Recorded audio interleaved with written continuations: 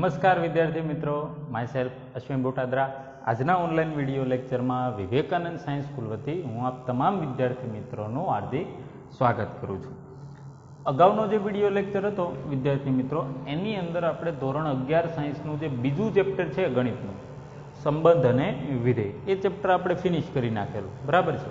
તો આજે તમને એમ થતું હશે કે આજે આપણે નવું ચેપ્ટર સ્ટાર્ટ કરીશું। ના, આજે આપણે નવું ચેપ્ટર સ્ટાર્ટ નથી કરવાનું, પરંતુ આ ચેપ્ટરને રિલેટેડ જે એક હાઈ લેવલનો ટોપિક છે કે જે તમારે જેડબલઈની અંદર અને ખાસ તો 12th સાયન્સની અંદર પણ કામનો છે, કે જે તમને ટેક્સ્ટ બુકમાં ક્યાંય આપેલો નથી। રિપીટ કરું છું, ટેક્સ્ટ બુકમાં ક્યાંય આપેલો નથી, પરંતુ તમારે જેડબલઈની અંદર અને 12th સાયન્સની અંદર ખાસ કામનો છે।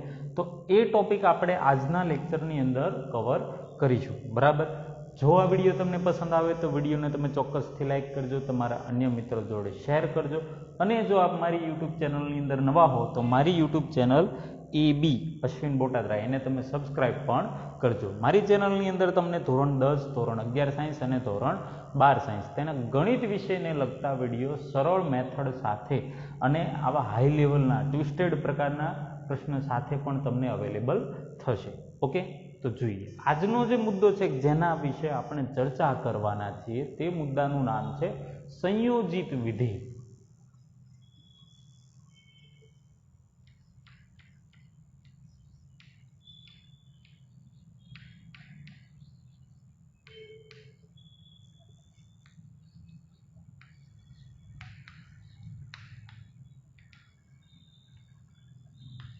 સંયોજિત વિધેય। અને હા, આ લેક્ચર નંબર આનું શું છે? તો આ જે લેક્ચર રહ્યો ને એ માસ્ટર લેક્ચર છે। કેવો લેક્ચર છે? Master lecture. જનરલી મારે આવી ટેવ છે માસ્ટર લેક્ચર, પણ માસ્ટર લેક્ચરની અંદર બે પ્રકારનું હોઈ શકે, કાં તો હાઈ લેવલનું અથવા તો રિવિઝન। આ બેમાંથી કોઈ એક વસ્તુને હું કવર કરું છું। જ્યારે જે ચેપ્ટરમાં જરૂર હોય તો એ ચેપ્ટરમાં પૂરું થાય ત્યારે આવી રીતે માસ્ટર લેક્ચર રાખેલા હોય છે। અહીંયા તમારે આ ચેપ્ટરમાં જરૂર શેની છે? તો હાઈ લેવલનો જે ટોપિક છે કે જે તમારે જરૂરી છે, તો એ વસ્તુ આપણે રાખી દીધેલી છે। ઓકે, તો આજે છે કયો લેક્ચર છે? Master lecture.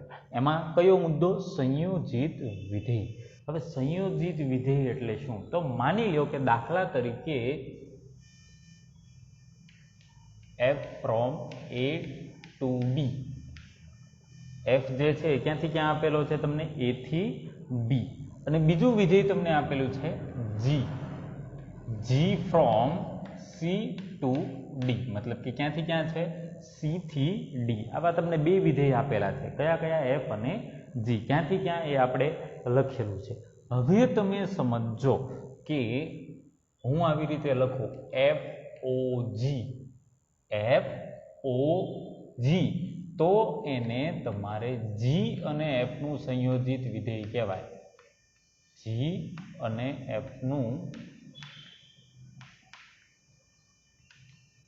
સંયોજિત વિધેય કહેવાય। આ વસ્તુ તમે ખાસ ધ્યાન રાખજો, બરાબર, કે FOG લખેલું હોય, બરાબર, FOG એટલે ક્રમ ચેન્જ કરી નાખવાનો, g અને f નું સંયોજિત વિધેય આને કહેવામાં આવે છે। આ પહેલા ચર્ચા કરી, સંયોજિત વિધેય એટલે થાય શું, મેળવવું કઈ રીતે, એ પછી જોઈશું, પણ પહેલા આટલું સમજો કે FOG લખેલું હોય તો એને શું કહેવાય? g અને f નું સંયોજિત વિધેય। અને જનરલી એમાં આમ થતું હોય છે કે ચલ જે હોય તો FOG of x હોય ને, તો આને આવી રીતે લખાય is equal to f of g of x। FOG of x લખેલું હોય તો એને શું લખાય? f of g of x, બરાબર, આવી રીતે લખાય છે। અને આનું સોલ્યુશન કઈ રીતે તમારે મેળવવાનું એ તમને કહી દઉં। તો પહેલા તમારે અંદરથી સ્ટાર્ટ કરવાનું, કેલ્ક્યુલેશન ક્યાંથી સ્ટાર્ટ કરવાની? અંદરથી સ્ટાર્ટ કરવાની। અંદર કયું વિધેય છે? g of x। તો g of x તમને રકમમાં આપેલું હશે, એ g of x ની કિંમત અહીંયા મૂકવાની। પછી શું વધશે? માત્ર f વધશે ને, f કાઉન્સની અંદર આની કિંમત, બરોબર, એ જે કિંમત રહી એ કિંમત તમારે f નું જે ફોર્મ્યુલા આપેલું હશે અલગથી તમને રકમની અંદર ક્વેશ્ચનમાં, એની અંદર મૂકવાનું, અને જે જવાબ આવે એ સંયોજિત વિધેય કોનું? g અને f નું, મતલબ કે FOG નો જવાબ મળે। કઈ રીતે આપણે દાખલા જોશું એટલે તમને વધારે ખ્યાલ આવશે, બરાબર। પહેલા તો આવી રીતે આને લખી શકાય। પછી બીજું તમારે એક આવે છે GOF. તો GOF તો આને શું કહેવાય? F અને G નું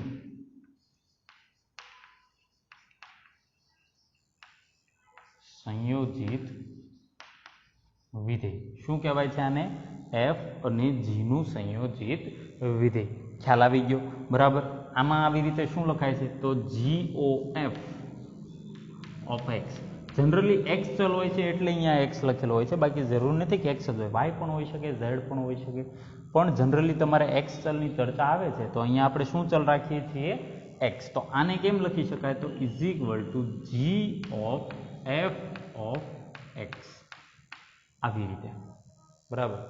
હવે બીજી એક વાત, આ તો સિમ્પલ, આ તમને સમજાઈ ગયું, પરંતુ FOG અને GOF આ ગમે ત્યારે તમને શોધવાનું મન થાય તો ગમે ત્યારે નથી શોધી શકતા.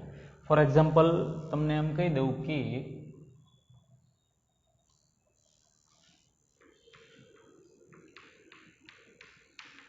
f of x is equal to તમને આપેલું છે કે 5x પ્લસ 9 અને g of x is equal to આપેલું છે 4x નો વર્ગ. આમ તમને આપેલું છે. ઓકે. અને આમાં તમને ડાયરેક્ટલી એમ કહી દીધું છે કે સીધું FOG અને GOF શોધો. જો આમાં ચાર વસ્તુ આવે, માત્ર FOG અને GOF નહીં, ચાર વસ્તુ આવે. કઈ કઈ? તો બે તો આ લખેલી જ છે, FOG અને GOF. ત્રીજું અને ચોથું કયું? તો FOF અને ચોથું GOG. બરાબર. ટોટલ ચાર વસ્તુ થઈ ગઈ. FOG, GOF, FOF અને GOG. આવી ટોટલ ચાર વસ્તુ આવે છે. હવે એ શોધવાનું કઈ રીતે થાય? બરાબર. તો માની લો કે f of x આવો આપેલો છે, માની લો કે g of x આવો આપેલો છે, તમને એમ કે FOG શોધો. બરાબર. શું શોધવાનું કીધું છે? FOG. તો તમે લખી શકો FOG of x is equal to f of g of x. આમ લખી શકાય.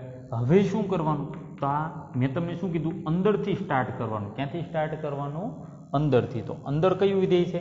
g of x. એની કિંમત કેટલી છે? 4x નો વર્ગ. તો અહીંયા f of 4x નો વર્ગ. આમ થયું. હવે આ જે 4x નો વર્ગ છે ને એ f ની અંદર એપ્લાય કરવાના. ક્યાં એપ્લાય કરવાના? f માં.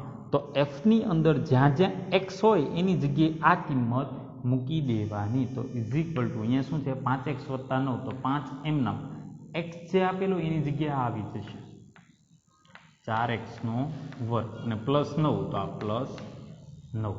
ઓકે. આનું જે કંઈ પણ સાદુરૂપ અપાતું હોય એ તમારે આપી દેવાનું. 5 ચોકા 20, 20x નો વર્ગ પ્લસ 9. આ તમારો જવાબ. કોનો? FOG ઓફ x અથવા તો FOG અથવા તો GOF નું સંયોજિત વિધેય.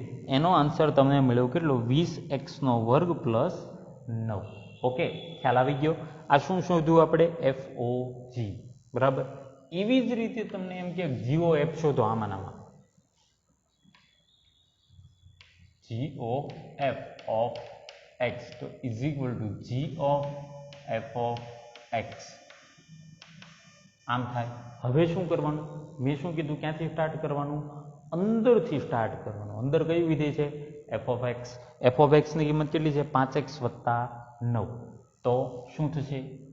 g of 5x plus 9. આમ થશે. બરાબર.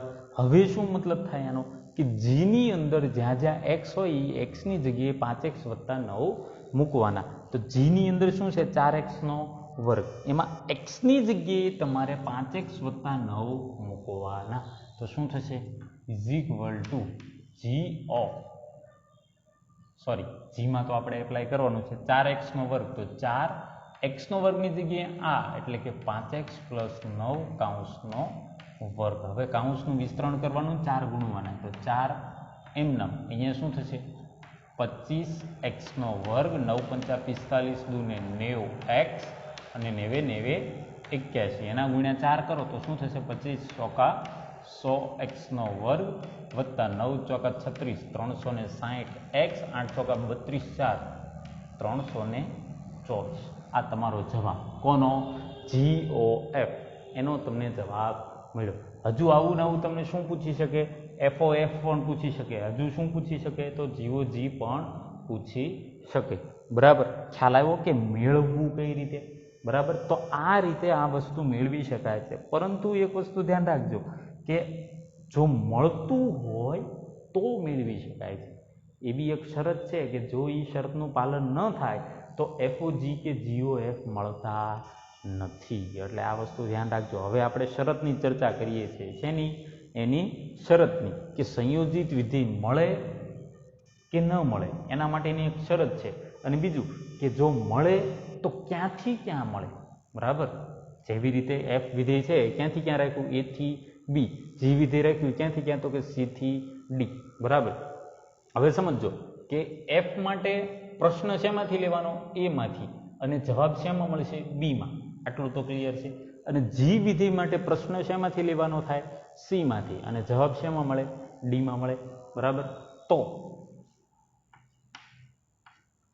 FOG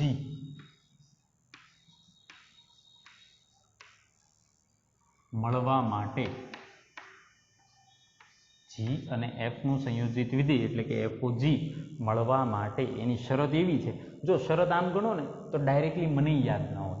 બરાબર, પરંતુ એક લોજિક છે જે મેં તારવેલું છે. એ લોજિકના આધારે તમે યાદ કરો ને તો તમને ઇઝીલી યાદ રહી જાય. કઈ રીતે? માની લ્યો કે FOG ઓફ X, એટલે આમ તમે લખવાના છો કે FOG ઓફ X. બરાબર છે.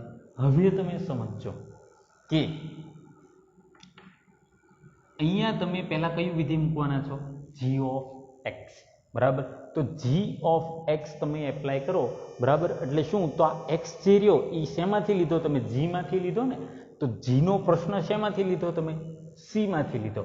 અને G ઓફ X નો જે જવાબ તમને મળશે, ઓકે, G ઓફ X નો જે જવાબ મળશે એ જવાબ શેમાંથી મળશે? D માં મળશે. શેમાં મળશે? D માં. મતલબ કે હવે શું થઈ ગયું કે F અને કાઉન્સની અંદર હવે D મળી ગયો ને તમને. હવે જે અંદર જવાબ આવશે શેમાંથી આવશે? D માંથી. પણ એ જે D નો આંકડો રહ્યો, બરાબર, D નો આંકડો એ તમારે હવે માની લો કે F માટે શું થઈ જશે? પ્રશ્ન થઈ જશે. જો રિપીટ કરું છું, અહીંયા જે જવાબ મળ્યો G ઓફ X નો એ જવાબ શેમાંથી મળશે? D માંથી મળશે. અહીંયા શેમાંથી મળશે? D માંથી. બરોબર, પરંતુ એ જે જવાબ મળ્યો G ઓફ X નો એ F માટે તો પ્રશ્ન જ થશે ને. શું કામ પ્રશ્ન થશે? તો F વિધેય જે રહ્યું એમાં હવે આ D એપ્લાય કરવાનો થાય ને તમારે. D ની જે કિંમત રહી એ એપ્લાય કરવાની. હવે F માટે પ્રશ્ન જે છે એ કાયદેસર રીતે રકમ મુજબ શું થવો જોઈએ? એ થવો જોઈએ કે F નો પ્રશ્ન શેમાંથી હોવો જોઈએ? એ માંથી. તો જવાબ તમને B માં મળે. હવે માની લ્યો કે D ગણ છે. આ D ગણ એવું કંઈક તમને આપેલો છે કે એની અંદર કોઈ એક આંકડો છે, એ આંકડો તમને એમાં મળતો નથી. તો પછી અહીંયા જેમ તમે એપ્લાય કર્યું, બરોબર, એમ અહીંયા એપ્લાય જ ન થઈ શકે આંકડાની અંદર. બરાબર, એમ અહીંયા આંકડાની અંદર એપ્લાય થઈ શકે નહીં. તો એના માટે શું થવું જોઈએ કે અહીંયા G ઓફ X નો જે જવાબ રહ્યો એ F ના પ્રશ્નમાં હોવો જોઈએ. બરાબર, જો રિપીટ કરું છું, શું કે G ઓફ X નો જે જવાબ તમને મળ્યો, બરાબર, એ જવાબ શેમાંથી મળ્યો? D માંથી. બરાબર, એ શેમાં હોવો જોઈએ? F ના પ્રશ્નની અંદર હોવો જોઈએ. તો જ તમે એમાં F એપ્લાય કરી શકો. બરાબર, F from A to B નો મતલબ શું થાય કે પ્રશ્ન તો કે ફરજિયાત એમાંથી અને જવાબ તો કે ફરજિયાત B માં જ હોવો જોઈએ. બરાબર, એવી જ રીતે F મળે. અને અહીંયા G from C to D નો મતલબ શું થાય કે ફરજિયાત પ્રશ્ન C માંથી હોવો જોઈએ અને એનો જવાબ ફરજિયાત D માં મળે તો જ વિધેય મળે, નહીતર એ વિધેય મળી શકે નહીં. તો અહીંયા શરત શું થઈ કે G નો જે જવાબ, મતલબ કે G નો શું થયો જવાબ? મતલબ કે વિસ્તાર. G નો જે વિસ્તાર રહ્યો એ તમારે F ના પ્રશ્ન એટલે કે F ના પ્રદેશમાં હોવો જોઈએ. મતલબ કે G નો વિસ્તાર એ F ના પ્રદેશનો ઉપગણ હોવો જોઈએ. તો આની શરત તમારે શું થઈ કે G નો વિસ્તાર એટલે RG, R એટલે રેન્જ, બરાબર, G નો વિસ્તાર એ F ના પ્રદેશનો ઉપગણ હોવો જોઈએ. તો ઇઝ સબસેટ ઓફ F નો પ્રદેશ, બરાબર, પ્રદેશ એટલે ડોમેઇન, ડોમેઇનનો ડી કોનો એફનો. તો આ એની શરત થઈ વિદ્યાર્થી મિત્રો. કોની? તો કે FOG મેળવવા માટે આ શરતનું પાલન થવું જોઈએ. શું? તો કે જીનો વિસ્તાર એ એફના પ્રદેશનો ઉપગણ હોવો જોઈએ. બરાબર, ફરજિયાત. કદાચ એની જેટલો હોય તો પણ ચાલે, પણ એનાથી મોટો હોય તો ચાલે નહીં. આ ગણ ફરજિયાત નાનો હોવો જોઈએ. બરાબર, જીનો જે વિસ્તાર છે ડી એ કરતાં નાનો અથવા તો એની જેટલો હોવો જોઈએ. માની લો કે ડી ગણ તમને આપેલો છે. ડી ગણ એની અંદર તમને એમ આપેલું છે કે 1 2 3 4 5. ડીની અંદર ફોર એક્ઝામ્પલ આપેલું છે 1 2 3 4 5 અને એની અંદર તમને આપેલું છે 1 2 3 4. તો ડીની અંદર જે પાંચડો રહ્યો, બરાબર, એ હવે અહીંયા તમારે એમાં એફ રહ્યો એ એપ્લાય કરવો છે. તો કઈ રીતે કરશો તમે? આમાં તો પાંચડા માટે કંઈ છે જ નહીં. તો જો આમાં પાંચડો એમાં છે જ નહીં તો એનો જવાબ તમને બીમાં મળશે નહીં. મતલબ કે અહીંયા એરર આવે છે. બરાબર, તો એટલા માટે FOG મળતું નથી. તો એની શરત શું થઈ ગઈ કે જીનો વિસ્તાર એ એફના પ્રદેશનો ઉપગણ હોવો જોઈએ. જો આ વસ્તુ ધ્યાન રાખજો, થોડુંક મગજ ઉપર લોડ આવશે એટલે ખાસ ધ્યાન રાખજો. FOG મળવા માટેની શરત શું કે જીનો વિસ્તાર એ એફના પ્રદેશનો ઉપગણ હોવો જોઈએ. બરાબર, અને ક્યાંથી ક્યાં? તો એ અહીંયા લખી નાખું છું. FOG ફ્રોમ, જેવી રીતે F from A to B અને G from C to D મળે ને, એવી રીતે FOG એની આપણે ચર્ચા કરીએ છીએ ને. તો FOG ક્યાંથી ક્યાં મળશે સમજો કે એફની આ FOG જે રહ્યું એની અંદર આપણે શરૂઆત ક્યાંથી કરી? એપ્લાય પહેલાં મેં તમને કીધું કે પહેલાં તમારે કઈ કિંમત મૂકવાની? તો કે G અંદરના વિધેયથી સ્ટાર્ટ કરવાનું. તો અંદરનું વિધેય તમે G એટલે Gમાં કંઈક મૂકશો તો Gનો જવાબ મળશે ને તમને. તો Gમાં જે કિંમત મૂકશો એ મૂકશો ક્યાંથી? C માંથી. બરાબર, એટલે મતલબ કે અહીંયા સ્ટાર્ટ ક્યાંથી કર્યું તમે? C થી. તો ફ્રોમ C. હવે તમે સમજો કે જે જવાબ મળશે g ઓફ x નો, એ g ઓફ x નો જવાબ શેમાં મળશે? D માં મળશે. એ જે D રહ્યો એ F વિધેયનો પ્રશ્ન થશે ને, એટલે અહીંયા તમે આવી ગયા અને ફાઇનલ આન્સર મળશે એ કોનો મળશે? F નો. તો F નો આન્સર શું છે? B. મતલબ કે FOG from C to B. આવી રીતે આખું બનાવાય છે. હું ડાયરેક્ટલી તમને એમ કહી દઉં કે FOG મેળવવા માટેની શરત શું? તો કે RG સબસેટ ઓફ DF થવું જોઈએ. બરાબર ને, FOG from C to B થવું જોઈએ. તો કાંઈ ટપ્પો ન પડે. બરાબર, આટલું ડિટેલની અંદર જ્યાં આ ટોપિકની સમજૂતી છે જૂની ટેક્સ્ટબુકમાં એમાં પણ તમને આટલું ડિટેલની અંદર આપેલું નથી. એટલે આ વાત તમે ખાસ સમજો. અહીંયા હું તમને સમજૂતી સાથે કહું છું. બરાબર, કે આ શરતનું પાલન થાય તો જ તમને FOG મળે. ક્યાંથી ક્યાં મળે? તો આવી રીતે મળે. કઈ રીતે? તો ત્રણે ત્રણ પ્રશ્નના તમને જવાબ મળી ગયા. બરોબર, એક તો શરત શું? તો આ એની શરત. ઓકે, શરતનું પાલન થાય છે તો હવે મળશે. તો ક્યાંથી ક્યાં મળશે? તો કે અહીંયાથી અહીંયા મળશે. ઓકે, આ બીજો પ્રશ્ન. હવે કઈ રીતે મળશે? તો એના માટે મેં અહીંયા તમારી સમક્ષ ગણતરી કરી FOG. એટલે ત્રીજા પ્રશ્નનો પણ જવાબ. તમારે ત્રણ પ્રશ્ન ધ્યાનમાં રાખવાના. એક તો શરત શું, બીજું ક્યાંથી ક્યાં, અને ત્રીજું કઈ રીતે. કઈ રીતે એ તો બહુ સિમ્પલ છે, એમાં કશી માથાકૂટ નથી. પણ પહેલા બે જે પ્રશ્ન રહ્યા ને, બે પ્રશ્ન એ ખાસ અગત્યના. શું? એક તો એની શરત અને બીજું ક્યાંથી ક્યાં. બરોબર, આ બે પ્રશ્ન તમે ખાસ ધ્યાન રાખજો સંયોજિત વિધેયની અંદર. ઓકે, હવે આની અંદર આ કોની ચર્ચા કરીએ આપણે? FOG માટેની. હવે એવી જ રીતે કોની ચર્ચા કરવાની? GOF ની.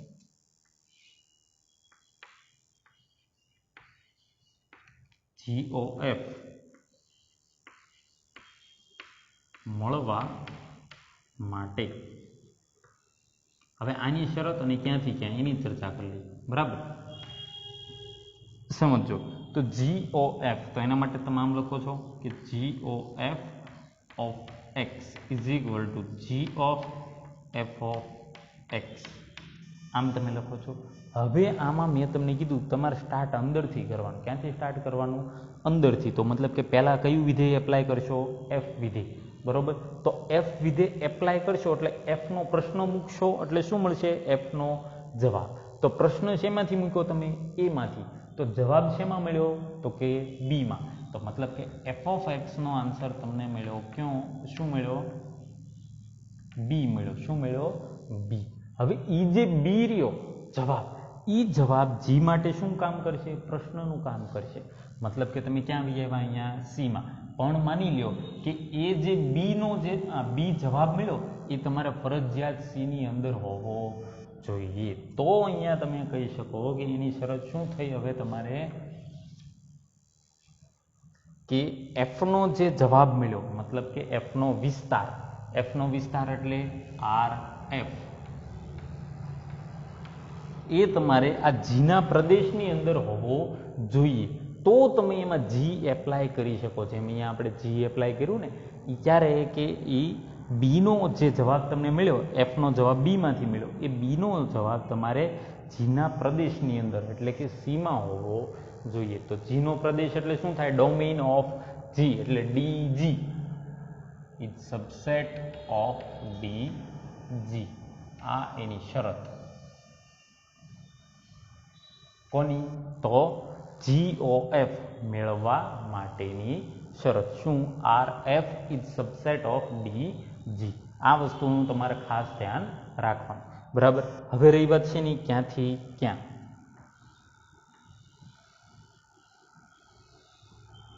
જેવી રીતે FOG એવી રીતે GOF ફ્રોમ.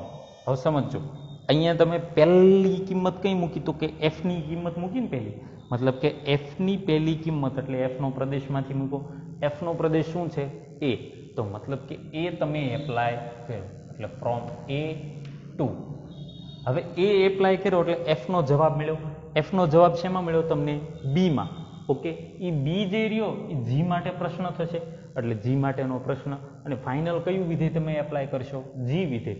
જી વિધેય એપ્લાય કરો એટલે જવાબ ફરજિયાત શેમાંથી મળશે? ડી માંથી. મતલબ કે GOF from A to D. આ શું થશે? બીજા પ્રશ્નનો જવાબ. ક્યાંથી ક્યાં. બરોબર. GOF from A to D. આ જે કંઈ પણ ચર્ચા કરી એ આપણે એ થી બી અને સી થી ડી આપેલું હોય એના સંદર્ભમાં કરી છે. અહીંયા માની લો કે એ થી બી ની જગ્યાએ કંઈક બીજું આપેલું હોય, સી થી ડી ની જગ્યાએ કંઈક બીજું આપેલું હોય, તો અહીંયા FOG ક્યાંથી ક્યાં અને GOF ક્યાંથી ક્યાં એનો આન્સર ફરે છે, વેરી થાય છે, ચેન્જ થાય છે. એટલે એ બાબતની તમારે ખાસ કાળજી રાખવી. ઓકે. ત્યારબાદ આ જે કંઈ પણ આપણે રહ્યું બરાબર એ તમને હું કોષ્ટક સ્વરૂપે લખાવી દઉં. તો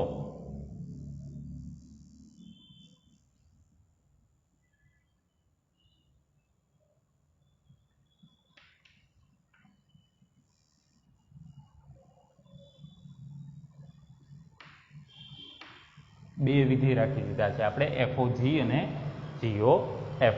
બરાબર. તો એમાં આપણે પહેલા જ રાખી દઈએ છીએ કે F from A to B અને G from C to D. આ શરતને આધારે તમે FOG અને GOF ની ચર્ચા કરશો. તો એમાં પહેલું તે આપણે પ્રશ્ન મૂકીએ છીએ. શું?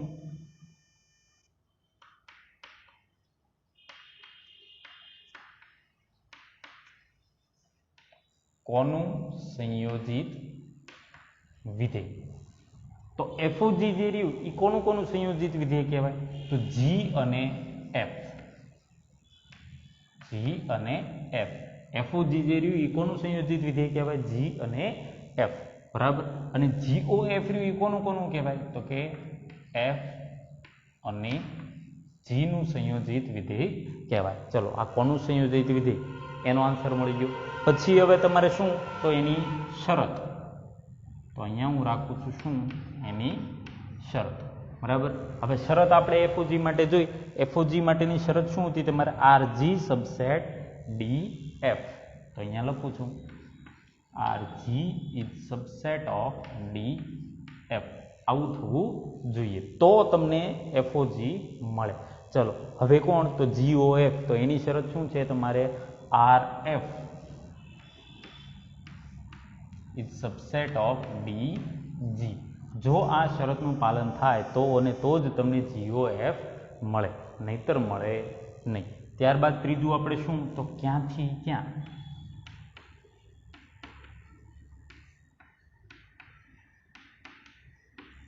આ ત્રીજો પ્રશ્ન આપણો, ક્યાંથી ક્યાં. બરોબર. તો ક્યાંથી ક્યાં માટે આપણે શું લખ્યું? તો FOG, તો FOG તમને ક્યાંથી ક્યાં મળ્યું? C થી D. અહીંયા તમારે લખવાનું કે C થી B. ઓકે, અને GOF, તો GOF તમને ક્યાંથી ક્યાં મળ્યું? A થી D. તો અહીંયા તમે લખી શકો A to D. ઓકે, ખ્યાલ આવી ગયો. આ આખું કોષ્ટક તમારે ખાસ ધ્યાન રાખવું. 12 સાયન્સની અંદર અમુક એવા દાખલા આવે છે કે જ્યાં આનો તમારે ઉપયોગ થાય છે, અને 12 સાયન્સની અંદર આવે એટલે સીધી વાત છે ગુજકેટ અને JEE બરાબર બંનેની અંદર તમારે પૂછાઈ શકે. એટલે આ જે કોષ્ટક છે એ કોષ્ટક તમારે ખાસ ધ્યાનમાં રાખવું.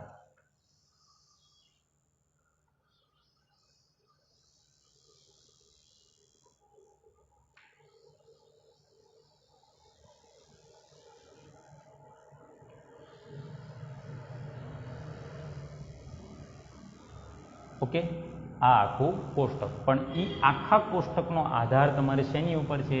આવડું આ કે F from A to B બરાબર, અને G from C to D. આની ઉપર તમારો આખો આધાર છે. અહીંયા આપણે જે કંઈ પણ લખ્યું C થી B, A થી D બરાબર, તો એ શેના આધારે? અહીંયા A થી B અને C થી D આપેલું છે એના આધારે બરાબર. એટલે એ વસ્તુ તમારે ખાસ ધ્યાન રાખવી. હજુ આના આધારે એક દાખલો છે મસ્ત મજાનો, મને જેવો તેવો યાદ છે કે જૂની ટેક્સ્ટબુકમાં જે રકમ આવતી હતી એ આપણે ગણીશું અત્યારે, પણ એ ગણીએ એ પહેલાં જે કંઈ પણ બોર્ડ વર્ક છે એ તમે તમારી ફેરબુકની અંદર ગણી નાખો. અને ઉપર હેડિંગ રાખજો શું?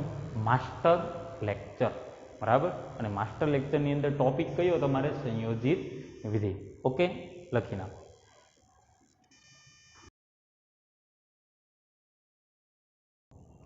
ત્યારબાદ વિદ્યાર્થી મિત્રો આગળ વધીએ તો હું જે એક દાખલો કહેતો હતો એની આપણે ચર્ચા કરી લઈએ. એમાં મને યાદ છે ત્યાં સુધી એવી રકમ આપેલી હતી કે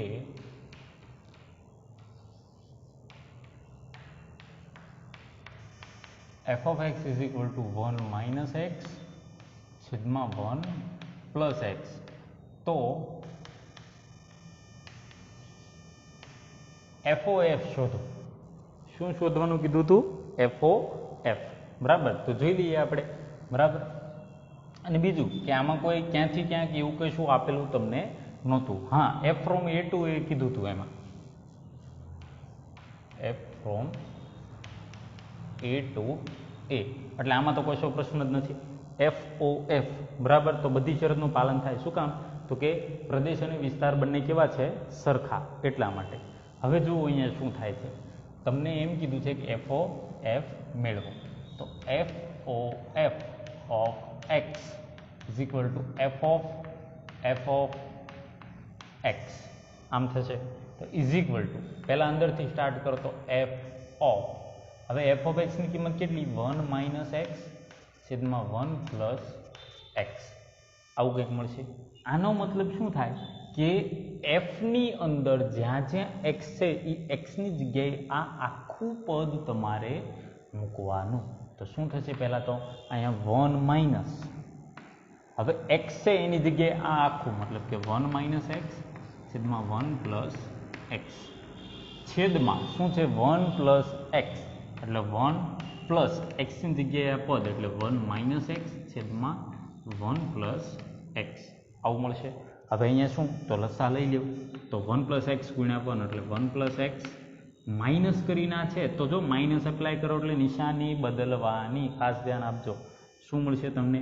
તો -1 પ્લસ એક્સ છેદમાં અહીંયા લસા લ્યો તો 1 plus x plus 1 minus x બંનેના છેદમાં લસાવાળા 1 plus x 1 plus x cancel, એટલે એ આપણે લખતા નથી. હવે અહીંયા +1 -1 કેન્સલ, અહીંયા plus x minus x cancel.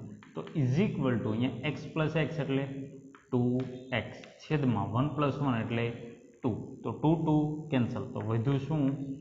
x બરાબર. FOF of x is equal to શું મળ્યો તમને?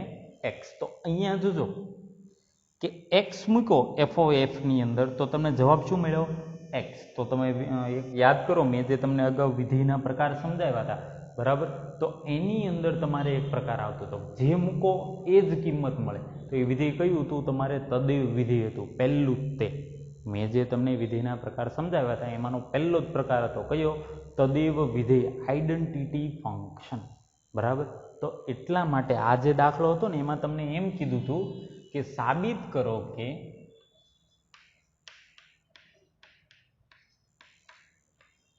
FOF is equal to IA, આવી રીતે. હવે IA તમારા માટે નવું છે પણ એ તમને કહી દો. I for identity function. બરાબર. તદેવ વિધેય જે હતું ને આપણે તદેવ વિધેય એને ઇંગ્લિશમાં શું કહેતા હતા?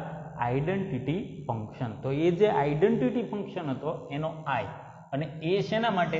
તો અહીંયા A થી A હતો ને એટલા માટે. ટૂંકમાં તમે સાબિત કરો કે FOF રહ્યુ એ પરનું તદેવ વિધેય છે. આવું તમને કીધું. તમને સીધું એમ નહોતું કીધું કે FOF કિંમત મેળવો અથવા તો FOF is equal to X સાબિત કરો. તમને વાયા ડાયરેક્ટલી નહીં પણ ઇનડાયરેક્ટલી પૂછ્યું હતું. શું? તો સાબિત કરો કે FOF is equal to IA. હવે IA નો મતલબ તમને ખબર પડવી પડે. I ફોર આઈડેન્ટિટી ફંક્શન મતલબ કે તદેવ વિધેય સાબિત કરવાનું. કોના ઉપર? તો કે A પરનું. તો A પર માટે જ કંઈ પ્રશ્ન નથી. A થી A છે એટલે FOF ક્યાંથી મળશે? ક્યાંથી ક્યાં? A થી A. હવે શું બાકી રહ્યું કે I એટલે કે તદેવ વિધેય સાબિત કરવાનું થાય. તદેવ વિધેય ક્યારે સાબિત થાય? કે જે કિંમત મૂકો એ જ જવાબ મળે. X મૂકો તો X મળે, Y મૂકો તો Y મળે, 5X મૂકો તો 5X મળે. તો એને શું કહેવાય? તદેવ વિધેય. તો અહીંયા આપણે X મૂકો તો જવાબ શું મળી ગયો ફાઇનલી તમને? X. તો માટે FOF is equal to IA સાબિત થાય છે. ખ્યાલ આવ્યો વિદ્યાર્થી મિત્રો? એટલે જો આવી બાબત તમારે ખાસ ધ્યાન રાખવી. વિધેયના જે પ્રકાર છે એનો તમારે આમ ગણો તો આ ચેપ્ટરની અંદર કોઈ ઉપયોગ નથી આવેલો પણ એ બધા તમારે ઇન ફ્યુચર માટે ખૂબ જ કામના છે એટલે વ્યવસ્થિત તૈયાર કરજો. જેમ કે અહીંયા તે હાઈ લેવલની અંદર જો તદેવ વિધિનો પહેલો જ ઉપયોગ તમારે આવી ગયો. બરાબર. એટલે આ વસ્તુમાં તમે થોડી વધારે વિશેષ કાળજી રાખજો. તો આજનો જે વિડીયો લેક્ચર હતો વિદ્યાર્થી મિત્રો આપણે અહીંયા સુધીનો રાખીએ છીએ. આઈ હોપ કે તમને બધું સમજાણું હશે. ના સમજાણું હોય તો એક વખત તમે વિડીયોને ફરીવાર રિપીટ કરી અને શાંત ચિત્તે જોઈ લેજો. ચોક્કસથી તમને સમજાઈ જશે. જો વિડીયો તમને પસંદ આવેલો હોય તો વિડીયોને તમે લાઇક કરજો, તમારા અન્ય મિત્રો જોડે શેર કરજો અને જો આપ મારી યુટ્યુબ ચેનલની અંદર નવા હો તો મારી ચેનલ AB અશ્વિન બોટાદરા એને તમે ચોક્કસથી સબસ્ક્રાઈબ પણ કરજો. Thank you.